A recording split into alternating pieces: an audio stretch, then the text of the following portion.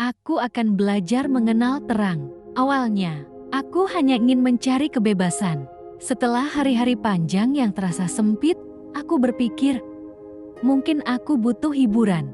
Sekadar melepas penat. Malam itu, lampu kota berkelip seperti bintang buatan. Musik berdentum, tawa bersahut-sahutan. Semuanya tampak lebih hidup dari siang yang membosankan. Aku pun ikut larut di dalamnya. Satu malam terasa menyenangkan. Lalu malam berikutnya, aku datang lagi. Tanpa ku sadar, dunia malah mulai menarikku lebih dalam, menyapaku dengan gemerlap yang menipu dan membungkus kesepianku dengan suara riuh yang palsu.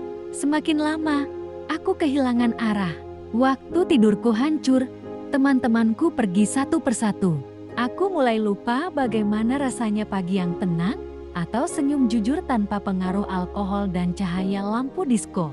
Di tengah keramaian, aku justru merasa paling sendiri. Senyum-senyum di sekelilingku hanyalah topeng, dan aku hanyalah salah satunya. Sampai suatu malam, aku berdiri di depan cermin klub itu menatap wajahku sendiri yang tampak asing. Mata sayu, kulit pucat, dan hati yang kosong. Aku bertanya pada bayangan itu, "Siapa kamu sebenarnya?" Malam itu aku pulang tanpa suara. Dan untuk pertama kalinya, aku menatap langit subuh.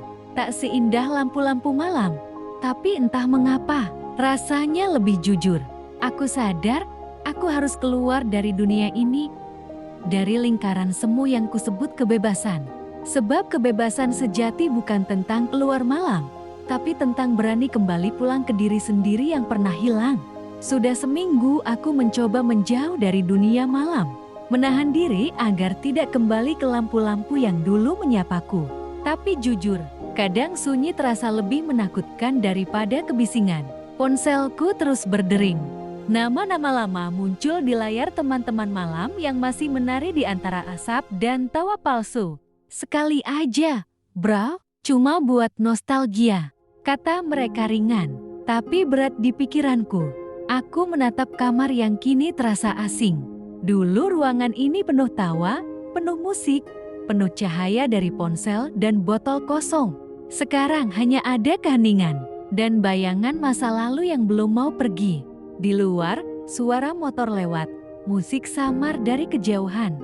Entah kenapa, tubuhku bergetar pelan, seolah dunia malam itu masih memanggil namaku.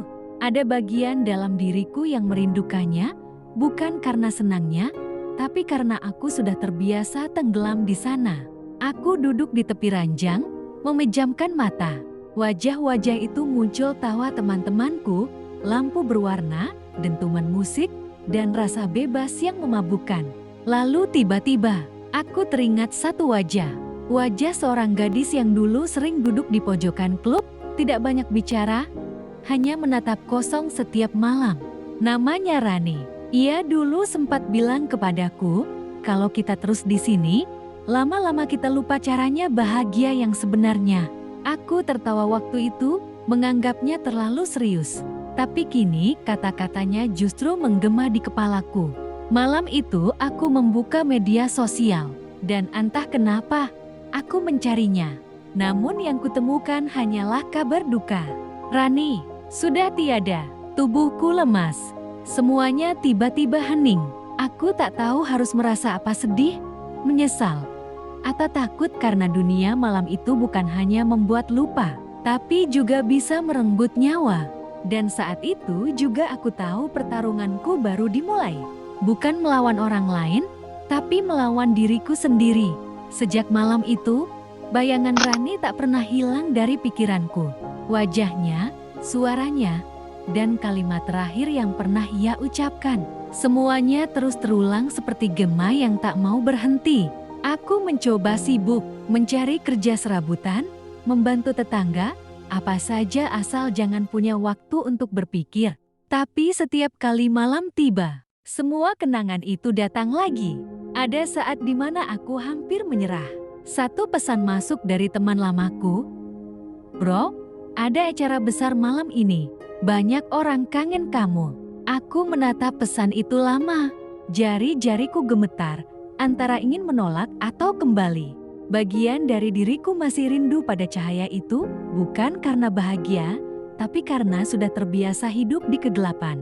Aku berjalan keluar rumah malam itu, angin berhembus lembut, langit tampak gelap tapi jujur tak ada lampu, tak ada gemerlap. Aku menatap ke atas, mencoba bicara dalam hati. Rani, kalau kamu masih bisa dengar, tolong bantu aku keluar dari semua ini. Entah bagaimana, langkahku berhenti di depan musola kecil di ujung jalan. Lampunya redup, tapi terasa hangat. Dari dalam, terdengar suara orang mengaji pelan, menenangkan. Aku berdiri lama di depan pintunya, tak berani masuk, tapi juga tak sanggup pergi. Untuk pertama kalinya setelah sekian lama, aku menangis bukan karena kalah, tapi karena aku sadar, aku masih punya kesempatan untuk berubah.